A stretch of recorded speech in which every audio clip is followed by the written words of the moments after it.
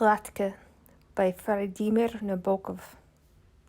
Latke, light of my life, fire of my loins, my sin, my soul. Latke, the tip of the tongue taking a trip of 2 steps down the palate to tap at 2 on the teeth. Latke. Pride and Prejudice by Jane Spudston.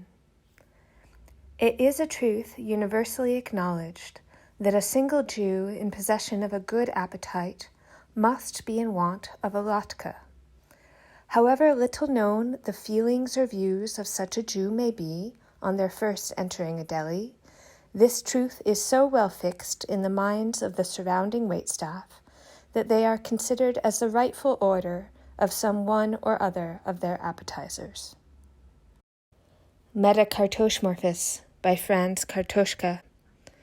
One morning, as Gregor Samsa was waking from anxious dreams, he discovered that in bed he had been changed into a greasy, oleaginous latke. He lay on his oily back and saw, as he lifted his head up a little, his brown, fried abdomen held together in fragments by egg and starch. From the slickness, the blanket, just about ready to slide off completely, could hardly stay in place. His numerous potato strands, pitifully thin in comparison to the rest of his circumference, twisted helplessly before his eyes. What's happened to me, he thought. It was no dream. The Taters of Wrath, John Spudbeck. To the red potatoes and part of the graying potatoes in the mixing bowl, the last onions came gently, and they did not cut the shredded spuds. The whisks crossed and recrossed the egg membranes. The last onions lifted the mix quickly and scattered acidity and salt along the sides of the bowl, so that the gray potatoes and the dark red potatoes began to disappear under a solidifying mixture. In the last part of the pan, the oil grew dimpled, and the clouds that had been spooned in high puffs for so long in the pan were flattened. The spatula flared down on the sizzling cakes minute after minute until a sheen of brown spread along the edge of each ready side. The bubbles appeared and went away, and in a while did not fry any more. The paper towels drew some of the cakes to drain themselves, and they did not spread any more.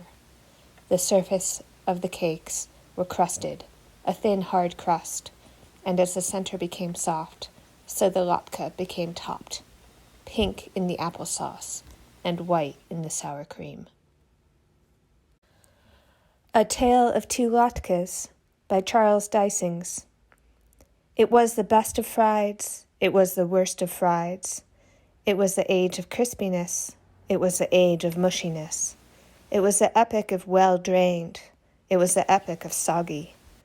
It was the season of golden brown, it was the season of burnt.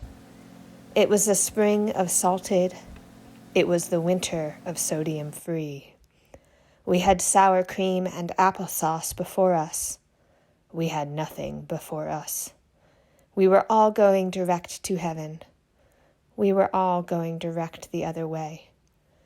In short, the latkes were so far like the present period that some of their noisiest authorities insisted on their being received, for good or for evil, in the superlative degree of comparison only.